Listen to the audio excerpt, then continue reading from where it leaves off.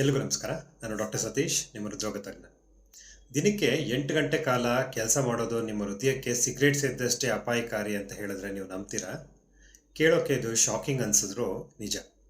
Cigarette ಸೇದೋದು ಮಿತಿ ಮೀರಿದ ಅಪಾಯ ಅಂತ ಎಲ್ಲರಿಗೂ ಗೊತ್ತು. ಆದರೆ ಈಗಿನ ಕಾಲದಲ್ಲಿ ಸತತವಾಗಿ ಕುಳಿತುಕೊಂಡೇ ಕೆಲಸ ಮಾಡೋದು ಒಂದು ದೊಡ್ಡ ಕಾಯಿಲೆಯಾಗಿ ಪರಿಣಮಿಸಿದೆ. ಅದಕ್ಕೆ ಇದನ್ನು ಕೆಲವೊಬ್ಬರು ಸಿಟ್ಟಿಂಗ್ ಈಸ್ ನ್ಯೂ ಸ್ಮೋಕಿಂಗ್ ಅಂತ ಕರಿತೀವಿ. ಸೊ ನೀವು ಗಂಟೆಗಟ್ಟಲೆ ಕುಳಿತಾಗ ನಿಮ್ಮ ಸ್ನಾಯುಗಳು ಸೋಮಾರಿ ಆಗ್ತವೆ, ದೇಹದಲ್ಲಿ ಕ್ಯಾಲರಿಗಳು ಕರಗಲ್ಲ, ಮತ್ತು ರಕ್ತ ಪರಿಚಲನೆ ನಿಧಾನವಾಗಿ ಶುಗರ್ ಮತ್ತು ಕೊಲೆಸ್ಟ್ರಾಲ್ ಕಂಟ್ರೋಲ್ ಮಾಡೋದು ತುಂಬ ಕಷ್ಟ ಆಗುತ್ತೆ. ಸೊ ಇದರಿಂದ ಏನಾಗುತ್ತೆ, ಬೊಜ್ಜು ಬರುತ್ತೆ, ಬಿ ಪಿ ಮತ್ತು ಶುಗರ್ ಅಷ್ಟೇ ಅಲ್ಲ, ನಿಮ್ಮ ಹೃದಯಕ್ಕೂ ಸಹ ಇದು ತೊಂದರೆ ಆಗುತ್ತೆ.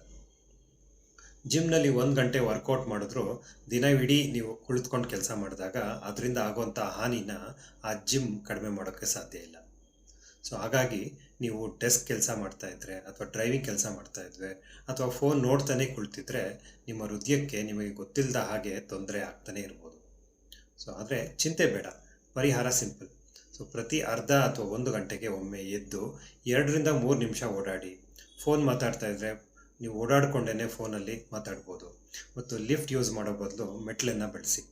ಇಂತಹ ಸಣ್ಣ ಪುಟ್ಟ ಬದಲಾವಣೆಗಳಿಂದ ರಕ್ತ ಪರಿಚಲನೆ ಚೆನ್ನಾಗಿ ಮಾಡಿಕೊಂಡು ಹೃದಯದ ಮೇಲೆ ಆಗ್ತಾ ಇರುವಂಥ ಒತ್ತಡನ ನಾವು ಕಡಿಮೆ ಮಾಡ್ಬೋದು.